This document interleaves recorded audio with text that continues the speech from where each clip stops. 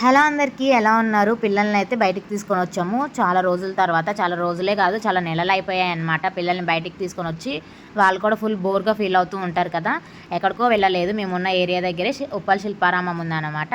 అక్కడికైతే పిల్లల్ని తీసుకొని వెళ్ళాము. ఒక్కసారిగా full greenery, spacious play area, కిడ్స్ని అయితే చూసి చాలా హ్యాపీగా, చాలా ఎగ్జైట్గా అయితే ఫీల్ అయిపోయారు.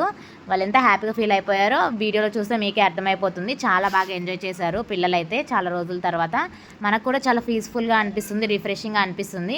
ఫుల్ గ్రీనరీ ఉంటుంది కాబట్టి. ఏదేమైనా కానీ పిల్లల సంతోషమే కదా మన సంతోషము.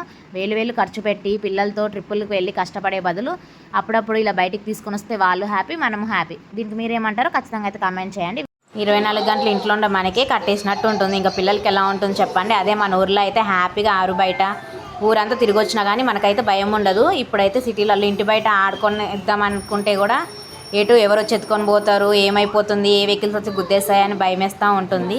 సో వీక్లీ వన్స్ అయినా పిల్లల్ని అయితే ఇలా బయటికి తీసుకొని వెళ్ళాలి. మేమైతే ప్రతి వీకెండ్కి పార్క్ అయితే తీసుకొని వెళ్తాము. కాకపోతే ఈ మధ్య అసలు కుదరలేదు. సో చాలా రోజుల తర్వాత తీసుకొని వెళ్ళేసరికి పిల్లలైతే చాలా హ్యాపీగా ఫీల్ అవుతున్నారు. ఏదో పంజరంలో చిలక వదిలిపెట్టేస్తే ఎంత హ్యాపీగా ఫీల్ అవుతారో అంత హ్యాపీగా ఫీల్ అయ్యారు మా పిల్లలు అయితే. ఇంకా లొకేషన్ బాగుంది కాబట్టి ఆబ్వియస్లీ మనం ఫొటోస్ అండ్ వీడియోస్ అయితే తీసుకుంటాము. యూట్యూబర్స్ కాబట్టి ఫొటోస్ అండ్ వీడియోస్ అయితే అసలు తీసుకోకుండా ఉండలేము. అందులో అయితే తగ్గేదే లేదు. ఇంకా ఎంట్రీ టికెట్ వచ్చేసి 40 రూపీస్ అనమాట ఈచ్ పర్సన్కి. కిడ్స్కి అయితే ఫ్రీ అనమాట. ఇది లొకేషన్ వచ్చేసి ఉప్పల్ శిల్పారామము.